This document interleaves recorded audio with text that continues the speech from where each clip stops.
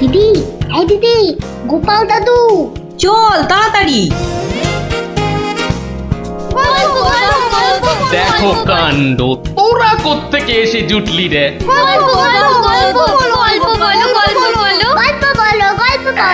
এই দেখো দেখো, আস্তে আস্তে আস্তে, আরে ধুতি খুলে যাবে রে, ধুতি খুলে যাবে।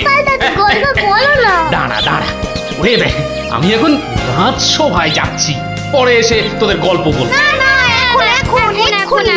এই দেখো, গল্প না বললে আমরা তোমাকে রাজসভায় যেতেই দেব না। ঠিক ঠিক, গল্প বলো, গল্প বলো। আচ্ছা আচ্ছা আচ্ছা, বেশ, চল ওই গাছতলাটায় গিয়ে বসি। হ্যাঁ, আয় আয় আয়। নাও, এবার শুরু করো। শোন তো, তোরা তো ওই মুর্শিদাবাদের নবাবের কথা শুনেছিস? হ্যাঁ, সে এক ভীষণ খামখেয়ালি লোক, বুঝলি। হঠাৎ হঠাৎ তার মাথায় অদ্ভুত সব খেয়াল চাপে, আর তার জন্য মাথা খারাপ হয়ে যায় আমাদের মহারাজ ওই কৃষ্ণচন্দ্র। তো সেবার হলো কি,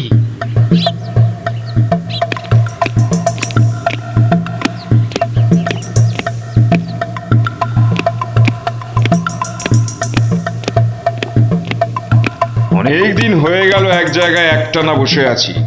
এবার কিছুদিনের জন্য একটু হাওয়া পরিবর্তন করতে হবে। হুজির, জি আগে হুজুর, আমাকে কিছু বলবেন? মুর্শিদাবাদে অনেক দিন হলো পড়ে আছি, এবার আমি বেড়াতে বেরোবো, তার সাথে একটু শিকার করলে মন্দ হয় না। তুমি আমার যাওয়ার আয়োজন করো। আপনি কোথায় যাবার জন্য ইচ্ছা প্রকাশ করেন জাহাপানা? কাছাকাছি এমন কোথাও যেখানকার পরিবেশ চোস্ত হবে আর শিকারেরও বন্দোবস্ত করা যেতে পারে, এমন কোন জায়গা হদিশ আছে তোমার কাছে? এমন একটা জায়গা আছে বটে, আর সেটা আপনার পরিচিত জায়গা। আমার পরিচিত জায়গা? কোন সে জায়গা? কেন হুজুর, আপনি মহারাজ কৃষ্ণচন্দ্রের কথা ভুলে গেলেন? কৃষ্ণচন্দ্র? হ্যাঁ হ্যাঁ, তিনি তো আপনাকে বারবারই সেখানে যেতে বলেছেন। ওখানকার পরিবেশও অত্যন্ত ভালো, আর কাছে পিঠে বন জঙ্গলও আছে। আপনার মনোবাসনা সেখানে সহজেই পূরণ হবে হুজুর। ঠিক বলেছো হুজি, ঠিক বলেছো। তুমি এখনই কৃষ্ণচন্দ্রকে সংবাদ পাঠিয়ে দাও যে আমি ওর রাজ্যে কিছুদিনের মধ্যেই ছাউনি ফেলবো। তিনি যেন আমাকে অভ্যর্থনা করার জন্য প্রস্তুত থাকেন। যাও।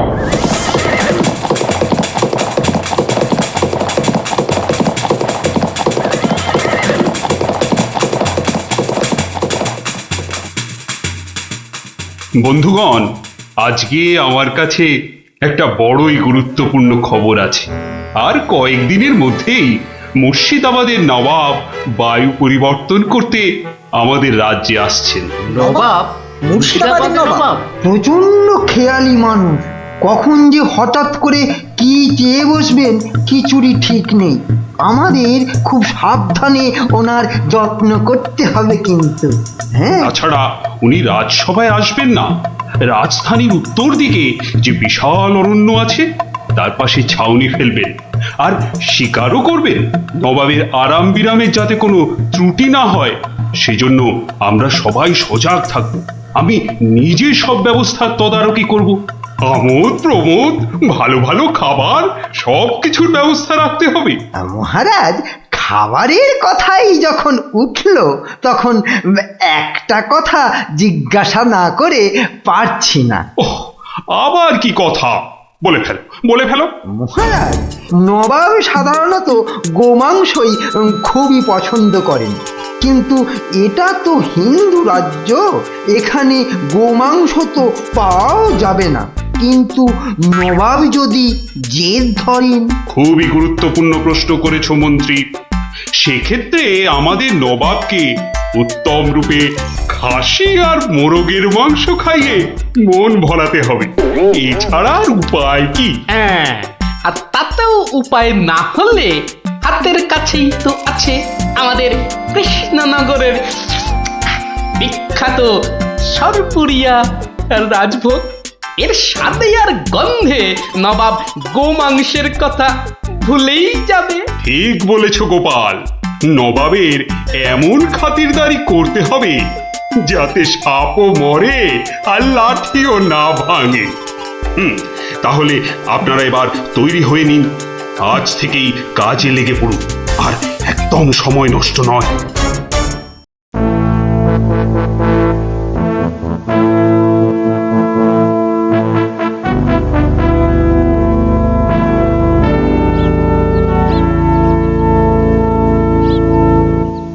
বাহ, বহুত খুব,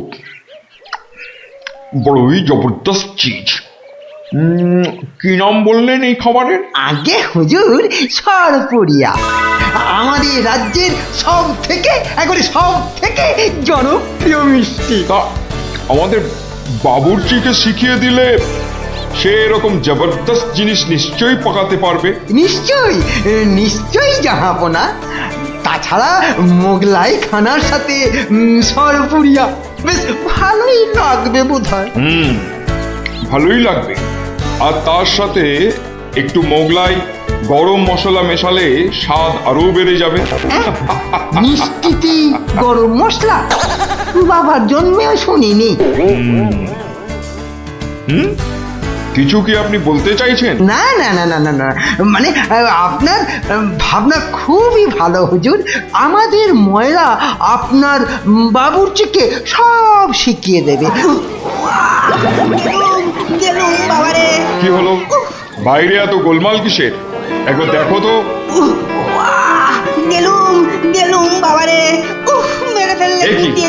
এ কি অবস্থা হয়েছে তোমার? কে এমন করলো? হুজুর ষাঁড়, ছাউনিতে ষাঁড় পড়েছে হুজুর, ষাঁড়। ষাঁড়? ষাঁড় এলো কোত্থেকে? কিচ্ছু বুঝতে পারছি না হুজুর, কোত্থেকে যেন এসে পড়েছে।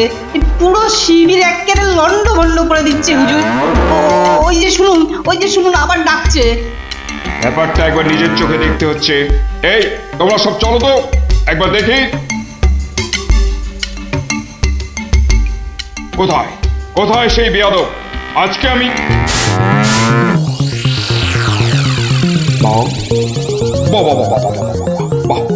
বহুত খুব, কি চমৎকার ষাঁড়, কি নধুর দেহ, যেন তেল চুইয়ে পড়ছে।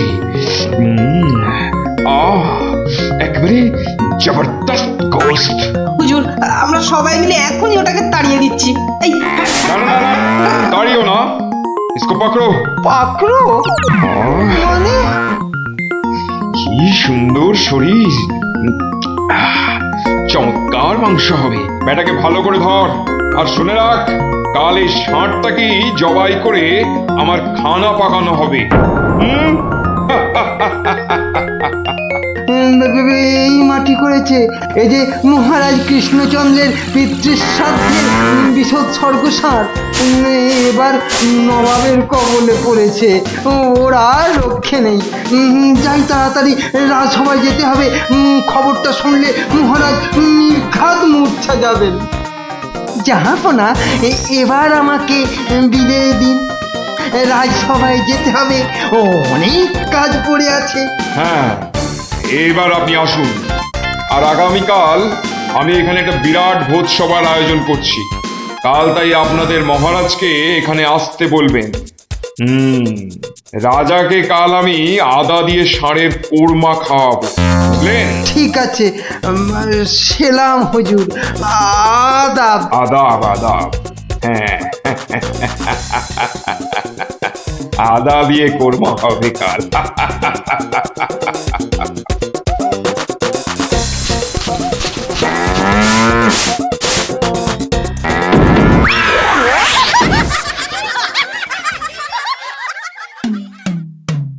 একই কথা শোনালে মহামন্ত্রী, এ আমি কি চরম ধর্ম সংকটে পড়লাম।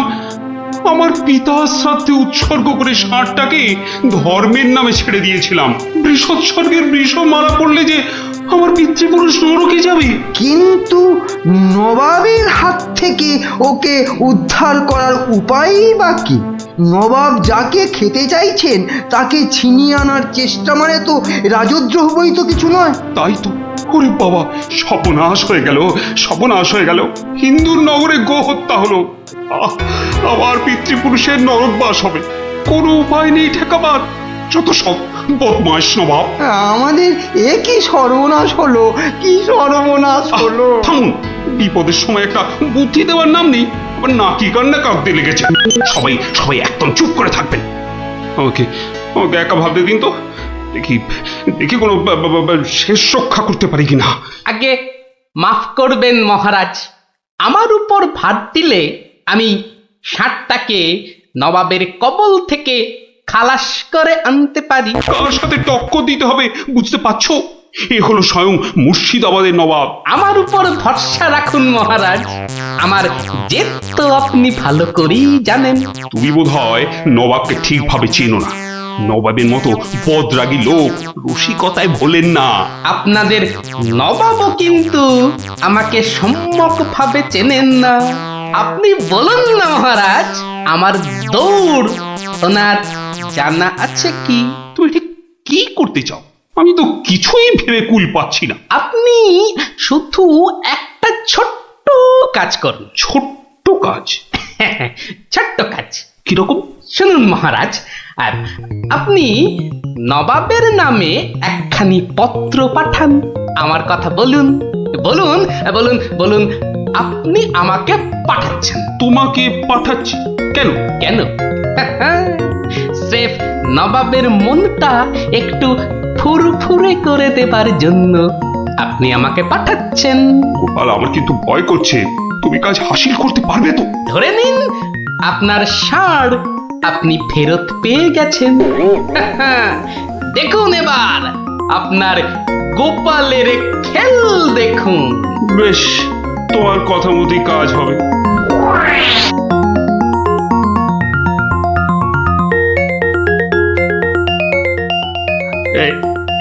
এই আমি চিঠি লিখে দিচ্ছি।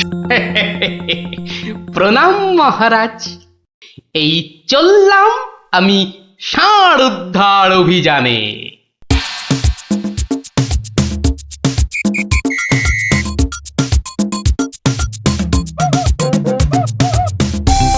সেলাম হুজুর, আপনার চরণে এই দাসের শত কোটি সেলাম।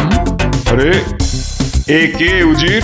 জাহাপানা, এ হলো গোপাল ভাঁড়, মহারাজ কৃষ্ণচন্দ্রের সভার একজন রসিক লোক। নবাবের দিল খুশ রাখবার জন্যেই রাজাজি একে পাঠিয়েছেন। দিলখুশ? বেশ বেশ।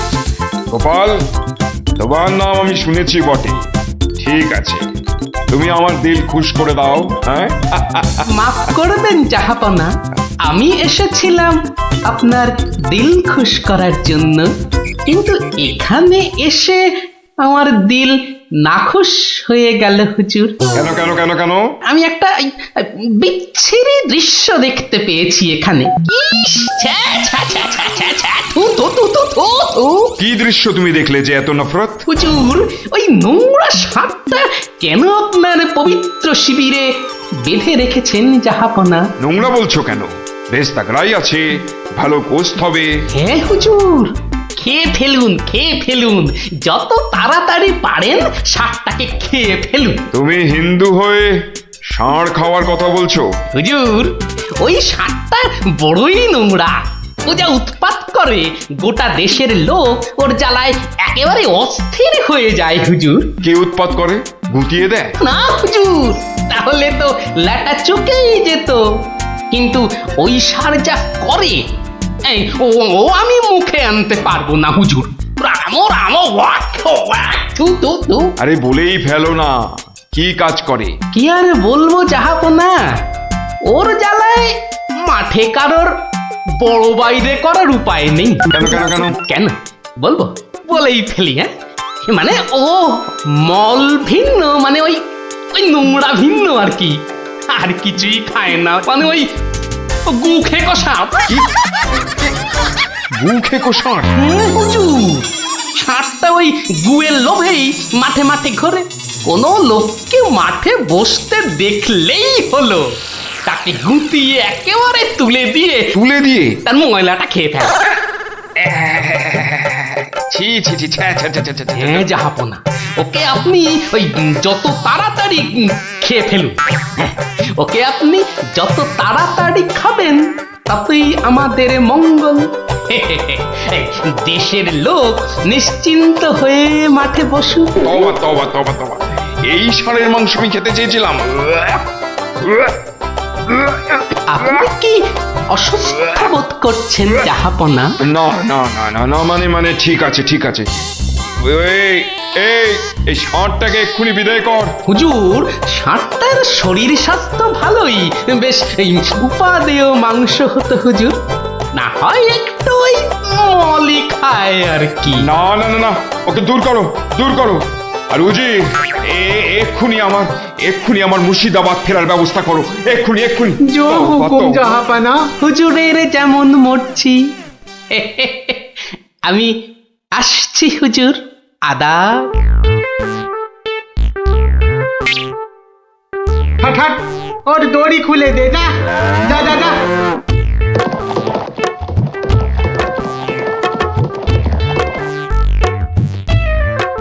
ধন্য ধন্য তুমি গোপাল, চমৎকার চমৎকার তুই। ভাবা যায় না, তুই আজ আমাকে ধর্ম সংকট থেকে বাঁচালে। মন্ত্রী মন্ত্রী, গোপালকে 2000 টাকা পুরস্কার দাও এক্ষুনি। মহারাজের জয় হোক। ব্যাস, নবাব ষাটটাকে ছেড়ে দিয়ে মুর্শিদাবাদ পালালেন, আর আমাদেরও ঘাম দিয়ে জ্বর ছাড়লো। তোরা সব খুশি তো? হ্যাঁ, এবার তাহলে আমি রাজসভায় যাই। কাল কিন্তু আর একটা গল্প বলতে হবে। আচ্ছা বাবা, আচ্ছা, বলবো বলবো।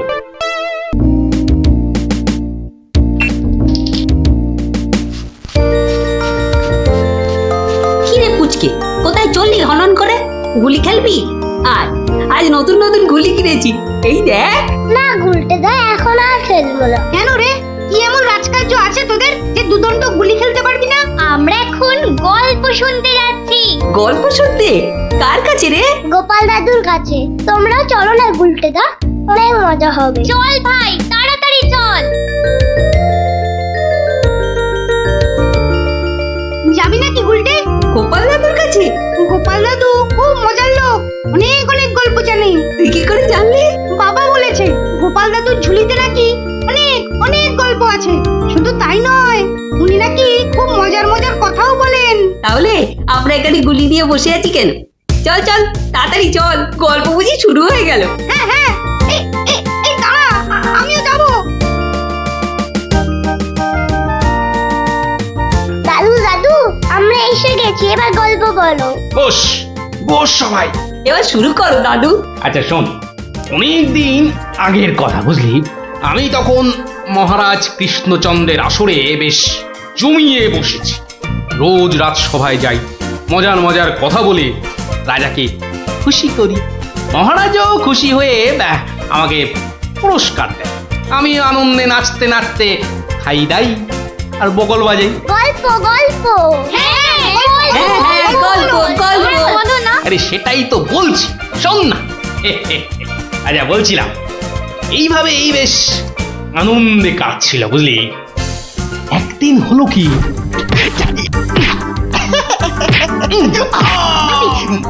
মুখে মারলি, মুখে মুখ মুখ এই যে মুখে এই মুখে।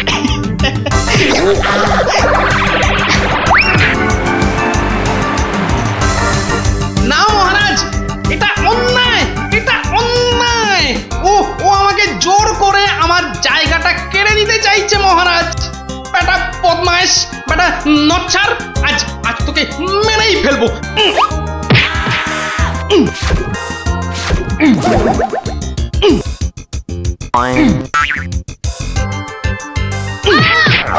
কি হলো? ভগবান, এই দেখো। আরে তুমি পড়ে গেলে কি করে? ওটা গেল রে, ঘুমের ঘুরে লাথি মেরে আমাকে ফেলে দিয়েছে। এই দেখো, আমি তোমাকে এ বাবা, ছি ছি ছি ছি ছি। কি স্বপ্নে ছিলি রে বাবা, নিজের বউকে শুদ্ধ ছাড়ে না। আসলে আসলে ওই হতচ্ছাড়া ভগবানটা শয়নে স্বপ্নে আমার পেছনে লেগে আছে, আমার জীবন একেবারে জেরবার করে দিচ্ছে। এই ভগবান লোকটা আবার কে? ও নামেই ভগবান। ও আসলে হচ্ছে আমার শনি, আমার কি বলে ওই রাহু। ব্যাপারটা একটু খুলেই বলো না। কি আর বলবো গিন্নি, সবই আমার অদৃষ্ট। কয়েকটা দিন মাত্র তীর্থ করতে গিয়েছিলুম, রাজসভায় ছিলুম না, আর সেই ফাঁকে একটা ভগবান কোথা থেকে উড়ে এসে জুড়ে বসেছে। গতকাল রাজসভায় গিয়ে দেখি এবার দেখুন আমাদের পাড়ার খেন্তি মাসি এমন করে হাঁটে, হ্যাঁ?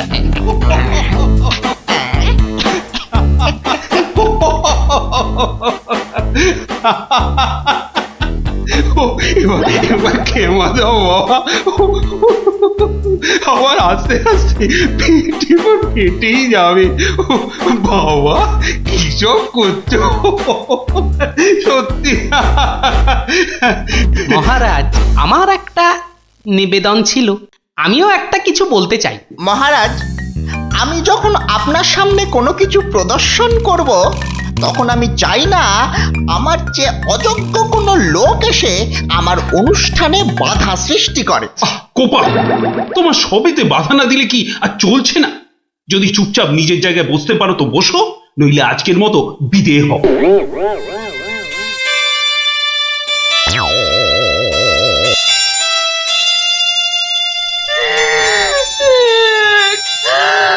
আমাদের কি হবে গো? কি আর হবে, আবার আর কিছু বাকি আছে? এবার ওই চাকরি খুইয়ে না খেয়ে দিন কাটাতে হবে, বুঝলে? কি সর্বনাশ! এই দেখো আবার কাঁদে। আরে দাঁড়াও না, দাম দাম না কেঁদে একটু চুপচাপ থাকো দেখি। আমাকে আমাকে একটু ভাবতে দাও।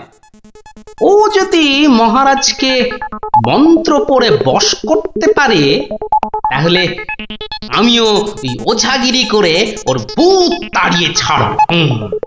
আমার নামও গোপাল ভাঁড়, কাঁটা দিয়ে কাঁটা তুলতে হবে। হ্যাঁ মন্ত্রী মশাই, আর তো সহ্য করা যায় না। কি ব্যাপার বলো তো? এই কদিন আমি ছিলাম না, সেই অবসরে ভগবান আপনাদের চোখের সামনে দিয়ে ঢুকে পড়ে কি কাণ্ডটাই না করছে। আমাকে আমাকে একেবারে মহারাজের চক্ষু শুল করে দিয়েছে। কিন্তু এখানে তো আমার করার কিছুই নেই হে গোপাল। তোর গল্প তামাশা সবই অন্য ধরনের, বেশ অবাক করা। আপনাদের সব কি হলো বলুন তো মন্ত্রী মশাই? হ্যাঁ, ও তো সস্তার চটকদারি রং তামাশা করছে। না না, ওসব বুজরুকি গল্প বলে রঙ্গ তামাশা দেখিয়ে এই আমাদের মহারাজকে ঠকানো চলবে না। আর তাছাড়া গোপালও আমাদের অনেক দিনের বন্ধু, তাকে এখান থেকে কিছুতেই আমরা চলে যেতে দেব না। তোমরা আমার অবস্থাখানা বুঝতে পারছো? আমার তো মাথায় হাত। এরকম একটা উটমুখর জন্য আমার সংসারটাই যেতে বসেছে। এই বেটা ভগবানকে এখান থেকে সরাতেই হবে। হ্যাঁ গোপাল, তুমি মাথা ঠান্ডা করে একটা উপায় বার করো তো, আমরা সবাই তোমার পেছনে আছি। উপায় একটাই, যদি আমার কথা শোনেন তো প্রথমে কাল থেকে ভগবানের রাজসভায় প্রবেশ বন্ধ করে দিন। তা তো বুঝলুম, কিন্তু মহারাজ যখন জিজ্ঞাসা করবেন, বলবেন যে ওই ভগবানের প্রচন্ড অসুখ, তারপর তারপর ওই তারপর বাকি কাজ আমার উপর ছেড়ে দিন। ঠিক আছে, আমি সব বুঝতে পেরেছি। এক্ষুনি দ্বাররক্ষীকে ডেকে পাঠাচ্ছি।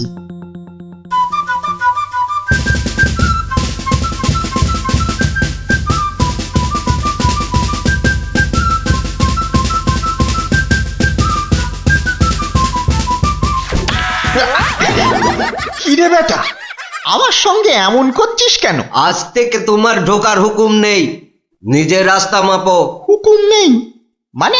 কে হুকুম দিয়েছে? হ্যাঁ, আমি হুকুম মানি না। বেশি কথা বলেছো কি? সোজা বললুম পেটের মধ্যে ঢুকিয়ে দেব। যাও ভাগো। এ তো আচ্ছা জ্বালা হলো দেখছি। বুঝতে পেরেছি, বুঝতে পেরেছি। তোর আজ বেশি পয়সা চাই, হ্যাঁ তাই না?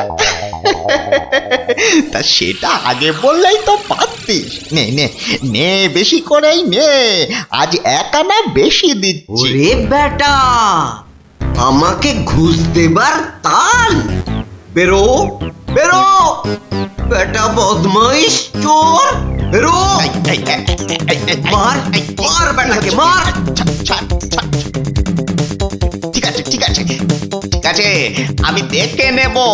আমি প্রতিদিন এখানে আসবো, তা তোরা ঢুকতে দিস বা না দিস। কি ব্যাপার বলুন তো মহামন্ত্রী, ভগবান গতকাল সারাদিন আসেনি, আজকেও দুপুর গড়িয়ে বিকেল হতে চললো।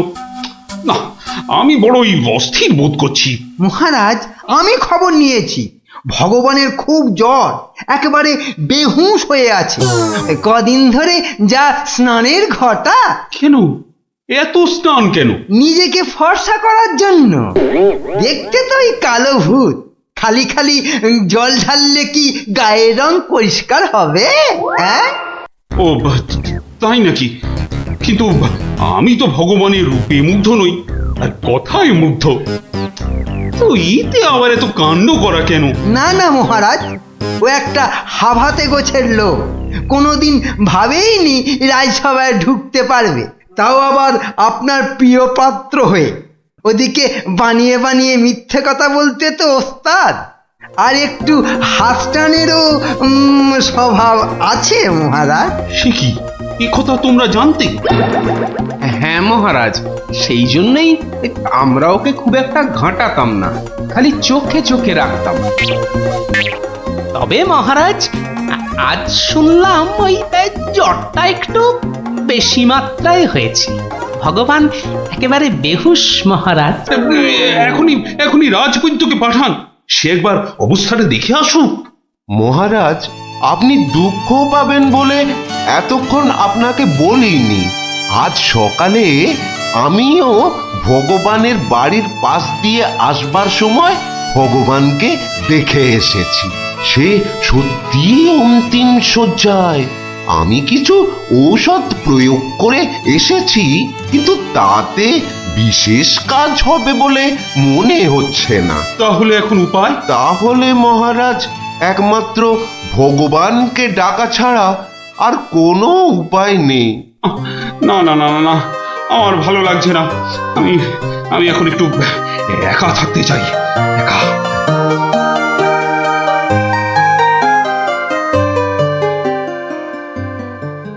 হ্যাঁ বৈদ্যরাজ, বৈদ্যরাজ, আপনি আমায় বাঁচালেন বৈদ্যরাজ।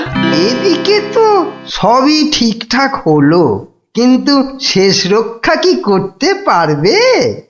সেই জন্যই তো আমাদের যেতে হবে ভগবানের বিশ্ব বকাটে ছেলের কাছে। শুনেছি ছেলেটি প্রচন্ড নেশাখোর, ওটাকে একবার বাগে আনতে পারলেই কেল্লা ফতে।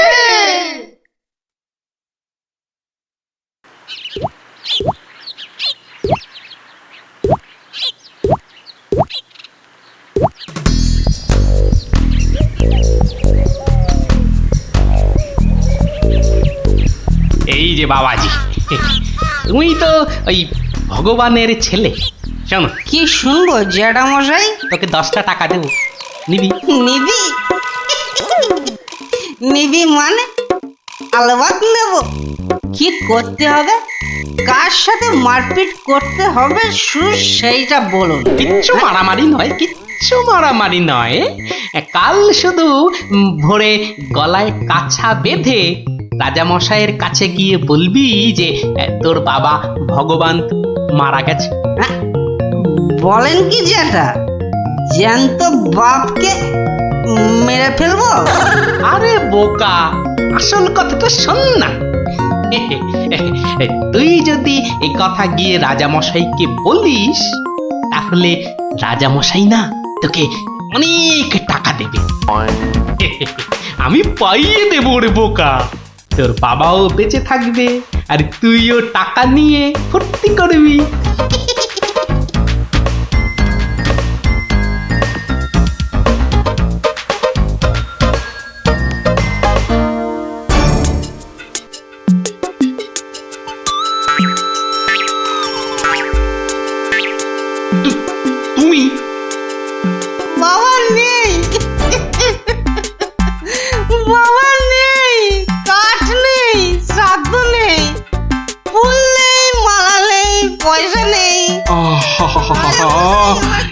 এ কি সংবাদ শোনালে আমার? নেই রাজা মশাই, খুব জ্বর বেড়ে গিয়েছিল বুঝি?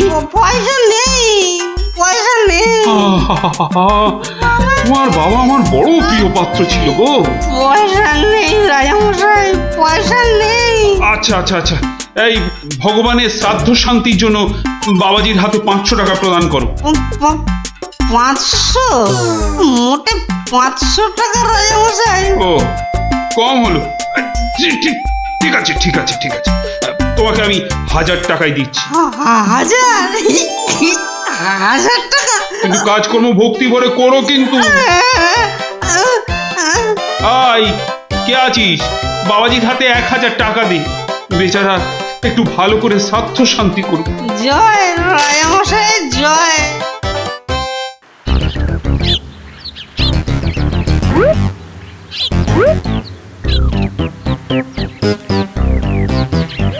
আজ 15 দিন হয়ে গেল তীর্থের কাকের মতো রাজবাড়ির দরজায় দাঁড়িয়েছিলাম।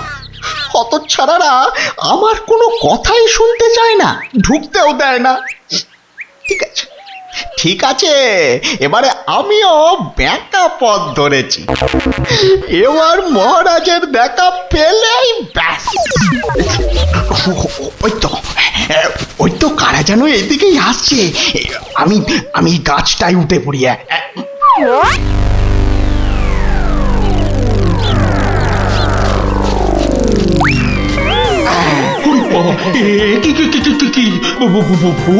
ভূত না মহারাজ, আমি আপনার ভগবান। ওরে বাবা, ভূত! সরে আসুন মহারাজ, সরে আসুন, বেটা ভূত হয়ে অনিষ্ট করতে এসেছে। না মহারাজ না, আমি মরিনি। মরলে তো আমাকে দেখতে পেতেন না। আমাকে তো আপনারা সবাই দেখতে পাচ্ছেন নাকি? হ্যাঁ বলুন, আপনারা দেখতে পাচ্ছেন তো? তোমরা কি ভগবানকে দেখতে পাচ্ছ? যখন অসত্য গাছ থেকে নামলো তখন তো দেখেছিলুম, এখন তো কই আমরা কিছু দেখতে পাচ্ছি না। এই যে আমার সামনে দাঁড়িয়ে আছে।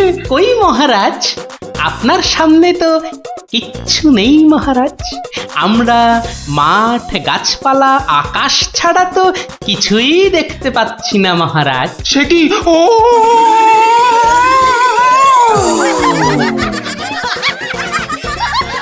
তবে কি আমি সত্যি মরে গেছি? হ্যাঁ, আমি ভূত? ভূত আমি? ভগবান দা আমার অন্নে ধুলো দেবে? কেমন দশচক্রে জলজান্ত ভগবানকে ভূত বানিয়ে ছেড়েছি বলো দেখি। বাবা, আমার নাম সবাই জানে। কি আর হবে, আমার কাছে গোহারান হেরে মুখে চুনকালি মেখে মনের দুঃখে এ রাজ্য ছেড়ে সরে পড়ল।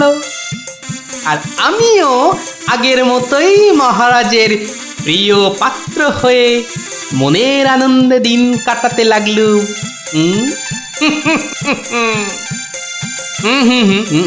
না না না, আর নয়। এখন আমাকে একটা বিশেষ রাজকার্যে আশের গায়ে যেতে হবে, বুঝলি? রাজার আদেশ। তোরা এখন সব বাড়ি যা, কাল আবার গল্প বলবো, কেমন?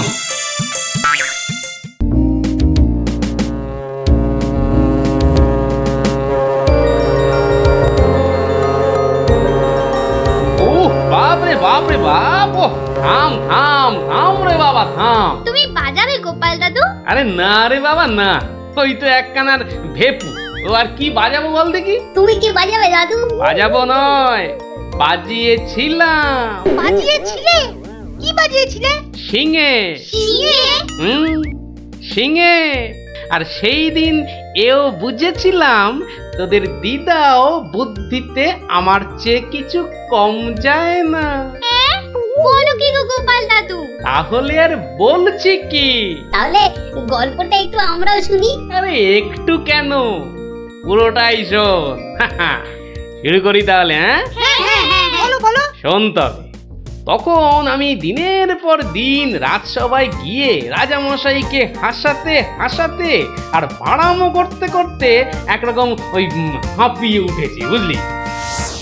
1 2 3 4। আরে আরে আরে, এরকম ভাবে পায়ের বদলে হাতে করে হাঁটছো কেন? আমি একঘেয়েমি কাটাতে চাইছি। সারা জীবন তো পা দিয়ে হেঁটে এলাম, এবার উফ উফ চেষ্টা করছি হাতে করে হাঁটবার। এরকম ভাবে কেউ একঘেয়েমি কাটায়? লোকে তো পাগল বলবে। যাও নিজের কাজ করো গে, যাও, আমাকে আর জ্ঞান দিতে হবে না, বুঝলে? জ্ঞান দিতে হবে না। বলি হলোটা কি? একটা কথাও বলবে না, আমি কিন্তু ভীষণ রেগে যাব বলে দিলাম। কেন কেন এত গজগজানি কিসের? থাকো তো বাড়িতে, আর ওদিকে আমি দুবেলা ওই মাথার ঘাম পায়ে ফেলে মহারাজের মনোরঞ্জন করে তাকে সন্তুষ্ট করে 2 পয়সা ঘরে আনি। তা শুধু ভালো কথা, কিন্তু এতে এত রাগ করারই বা কি আছে? এই ভালো লাগছে না, বুঝলে? আমি যেন একটা যন্ত্র। আসলে আমার বড় একঘেয়েমি লাগছে, এই রোজ রোজ একই কাজ। আর পারি না বাপু। তোমার এমন কি শক্ত কাজ যে আর পারছো না? কাজ বলতে তো শুধু মহারাজকে একটু হাসানো আর কূট বুদ্ধি করে লোককে জব্দ করা। এ কাজ যে কেউ পারে, এর জন্য আবার পরিশ্রম। হাসি পায়। কি হাসি পায়? আমার কথা শুনতে তোমার হাসি পায়? হ্যাঁ, বেশ, দেখি কতখানি মূরত তোমার।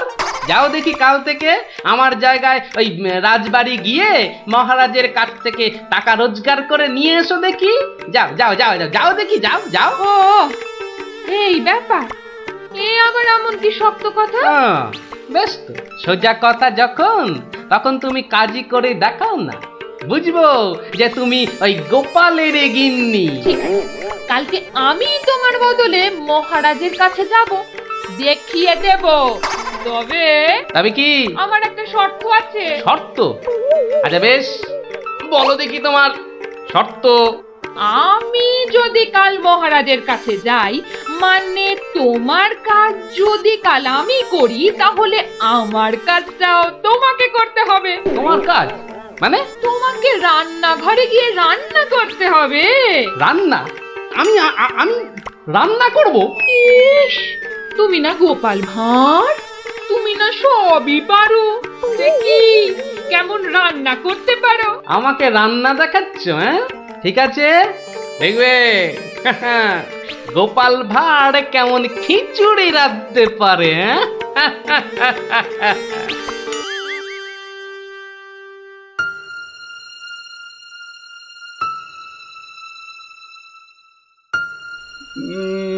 আজ গোপাল এত দেরি করছে কেন?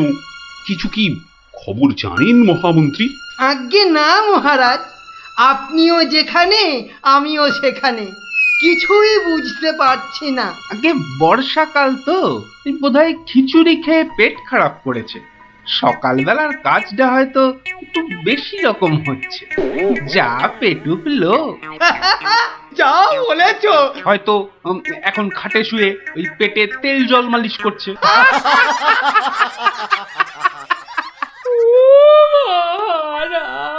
কে কে ওখানে কাঁদে? কে? এ তো বড়ই হৃদয় বিদারক কান্না। মন্ত্রী, দেখো তো কে? আহা, কি চায়? এই, কে তুমি? কি চাও? দাঁড়াও, আমি যাচ্ছি, গিয়ে শুনছি।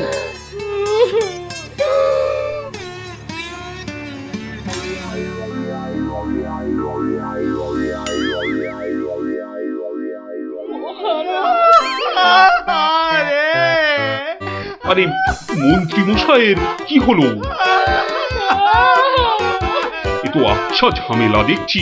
অমাত্য, তুমি একবার ওখানে যাও তো, গিয়ে দেখো কি ঘটেছে। মন্ত্রী হঠাৎ কেন কাঁদতে শুরু করেছে? যে আজ্ঞে মহারাজ, আমি এই যাব আর এই আসবো।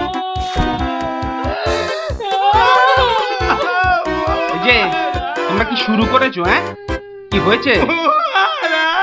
ও মন্ত্রী মশাই, কি হলো আপনার? হ্যাঁ,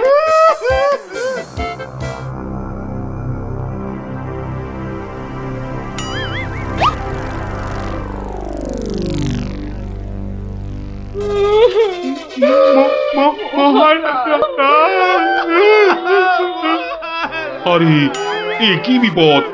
এ তো আমার তো কাঁদে যে। আরে হলোটা কি? গোপাল, গোপালের কি হয়েছে?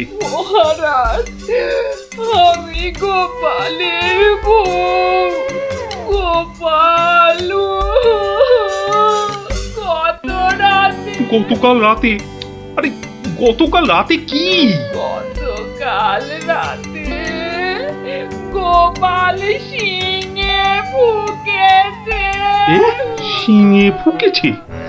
মানে কি বলতে চাইছো? হ্যাঁ, গোপাল ঝিঙে ফুঁকেছে মানে মানে গোপাল মারা গিয়েছে। কি হলো মহারাজ? কি খবর শোনালে?